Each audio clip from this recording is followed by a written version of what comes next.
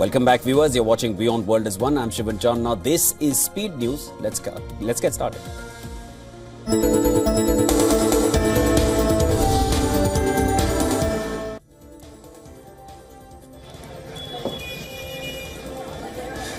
"17 years after the devastating Malegaon blast shook Maharashtra, a special NIA court in Mumbai pronounces its verdict in the long-awaited case. The NIA court acquitted all accused in Malegaon blast case, including Pragya Thakur, Lieutenant Colonel Purohit and others. The NIA court observed that there is no evidence to prove the bomb was planted inside the motorcycle of Lieutenant Colonel Prasad Purohit. It stated that the explosive could have been placed or even hung on the vehicle. Additionally, the court noted that there was no proof that RDX was stored at Lieutenant Colonel Prasad Purohit's residence.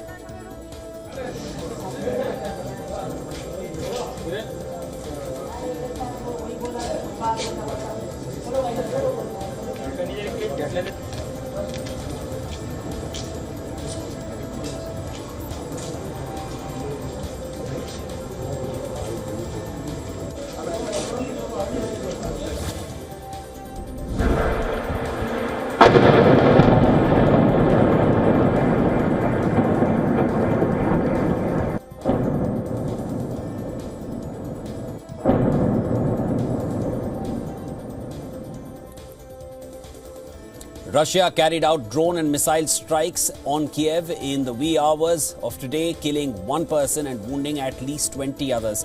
Sirens and gunfires were heard as residential buildings were hit during the attack. The Kremlin earlier said that it continues to monitor statements by US President Donald Trump regarding sanctions against Moscow, further adding that Russia had acquired immunity to such measures by now.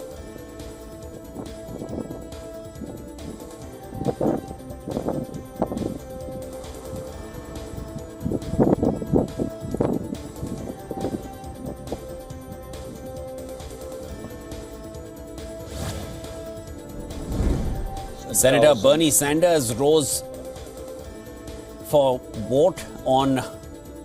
He pushed for vote on two joint resolutions of disapproval to block offensive arms sales to Israel. Sanders said, and I quote, "The American people are sick and tired of supporting a racist extremist government in Israel."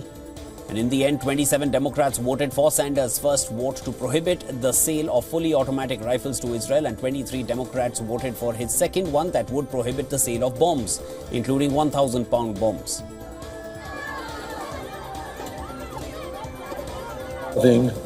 Thousands and thousands of children. It's not an effort to win a war. This is an effort to destroy a people.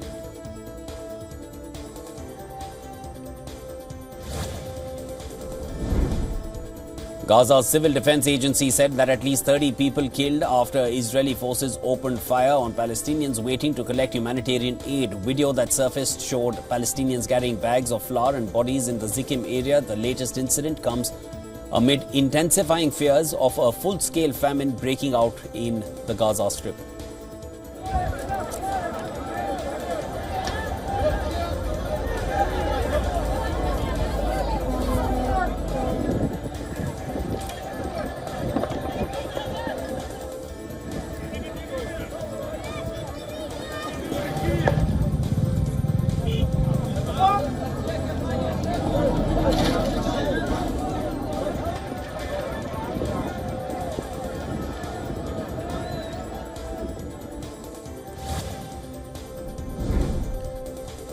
Amid ongoing trade negotiations with India, Trump said he does not care about New Delhi's dealings with Moscow and that the two countries, India and Russia, can take their dead economies down together, quote unquote. The US president's remarks come just a day after he announced 25% tariffs on imports from India, plus a penalty for New Delhi's purchases from Russia. Trump also warned the former president of Russia, Dmitry Medvedev, who is also Putin's close ally, to watch his words.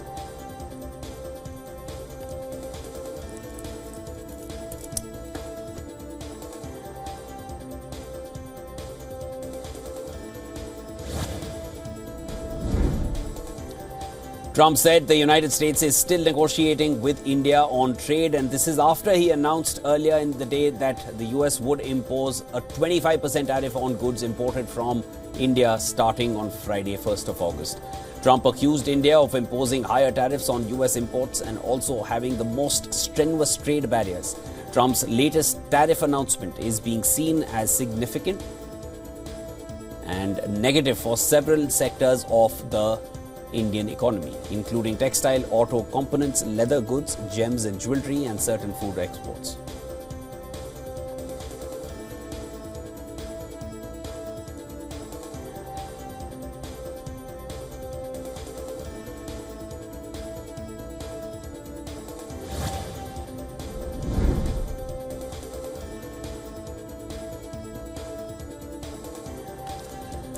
Hours after announcing 25% tariffs and additional penalties on India, the US president announced a trade deal with Pakistan. He touted a joint initiative to develop oil reserves in Pakistan and even floated the idea that someday Islamabad might just sell oil to New Delhi. In a post on Truth Social, Trump stated that the United States and Pakistan are currently in the process of selecting the oil company for the partnership. Pakistani Foreign Minister Ishaq Dar was first to react to the statement, saying the deal has been concluded. Last week, Dar said the US and Pakistan were very close to a trade deal that could come within days after he met with Secretary of State Marco Rubio.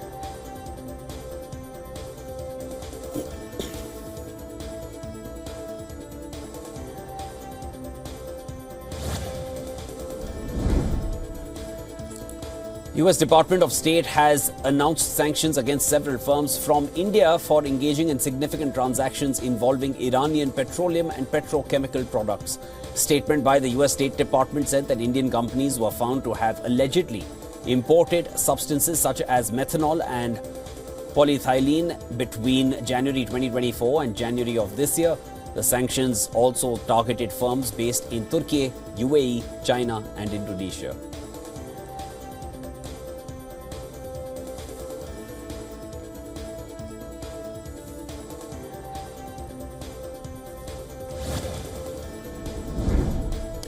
Canadian Prime Minister Mark Carney announced that Canada will recognize a Palestinian state at the UN General Assembly in September.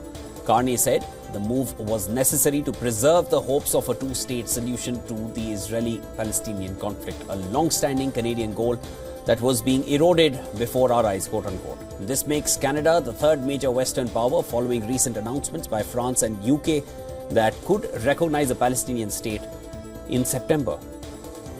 Currently, 147 of the 193 UN member states, mostly African, South American and Asian countries, recognize the state of Palestine.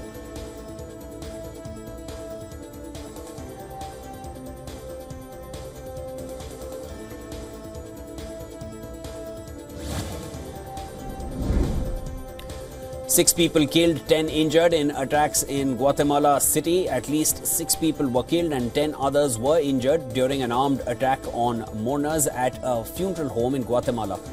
According to local media, all the deceased had multiple gunshot wounds and authorities believe the incident may be linked to a drug-related dispute.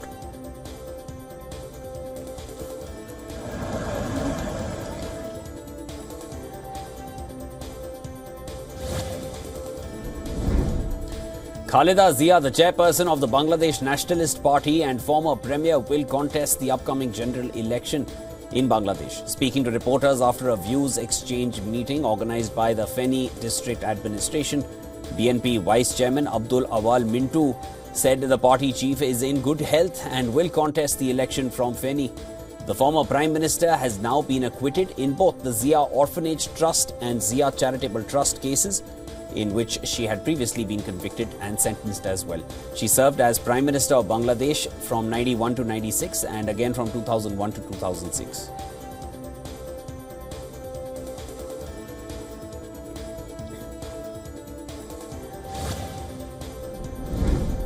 The Taliban has begun sending Afghan workers to fill jobs in the Gulf nation of Qatar to ease unemployment in Afghanistan. In a statement issued, the Taliban said talks are underway to send labour to Saudi Arabia, United Arab Emirates, Oman, Turkey and Russia. Registration opened on Tuesday for 2,000 skilled professionals in areas including hospitality, food and beverages, and engineering to go to Qatar under the new program. Applicants from all 34 Afghan provinces can submit their work experience and credentials before being assessed for eligibility.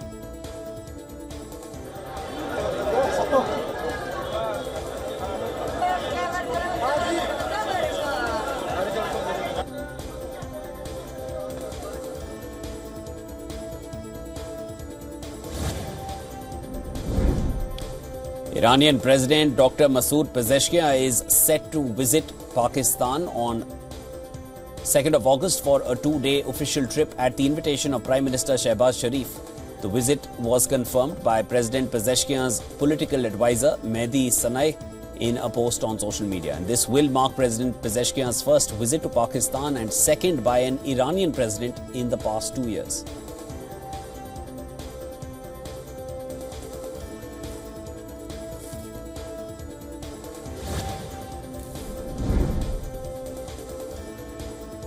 Meta CEO Mark Zuckerberg has unveiled a bold vision for personal superintelligence aiming to put advanced AI tools directly in users' hands. The plan includes launching Meta superintelligence labs and shifting focus from job automation to individual empowerment through AI.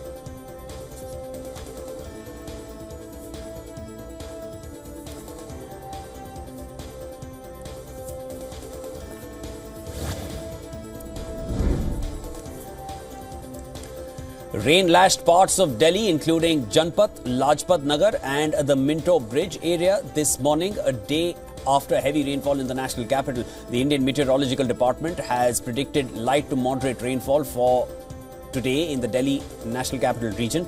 Thunderstorms likely to occur across many Delhi regions, including southeast and central Delhi.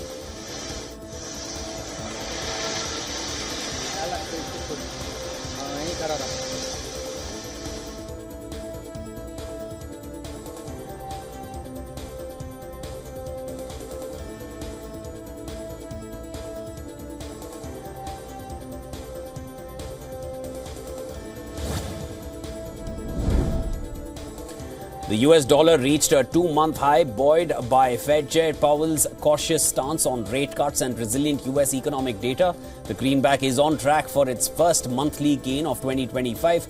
In contrast, the euro slid over 1.2% for the third consecutive day, driven by the Fed's hawkish tone, and is set to close out the month down by 3.2%. The yen gained 0.5% following volatility post-Fed decision. Meanwhile, the Indian rupee opened at a 5-month low, dropping to 87.71, pressured by Trump's 25% tariff threat, bringing it closer to the record low of 87.95.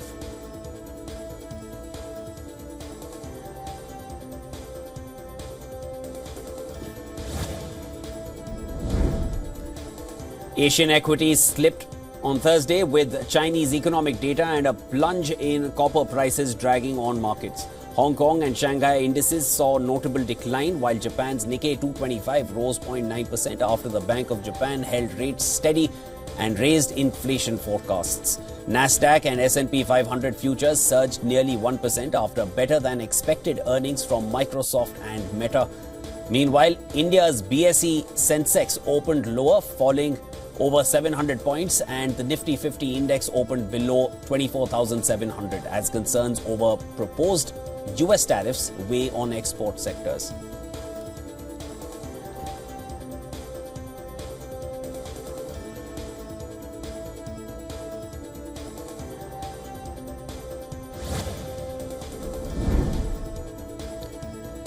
Gold prices rebounded on Thursday, recovering from a one-month low as US President Donald Trump's announcement of fresh tariffs rattled global trade sentiment. Spot gold rose 0.5% to $3,292.24 per ounce, while US gold futures edged lower by 0.2% to $3,287. The rebound is attributed to heightened trade uncertainty, with gold traditionally seen as a safe haven asset during such times. In India, gold prices surged due to the weaker rupee, with 24-karat gold reaching over 1,490 rupees per 10 grams. Analysts predict a higher trading range of 98,500 rupees to 1.01 lakh rupees per 10 grams.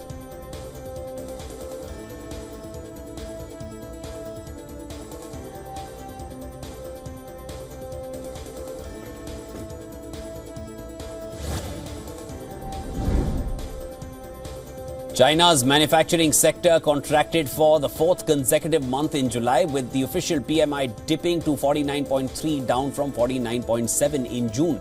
This marked the weakest reading since April, signaling a slowdown in both exports and domestic consumption. While the US and China extended their tariff truce, concerns about overcapacity, weak property markets and sluggish household demand persist. The new export orders sub-index remained in contraction for the 15th month, reflecting a fading surge in exports. Despite these challenges, retail sentiment for Chinese equities like the iShares China Large Cap ETF remains bullish.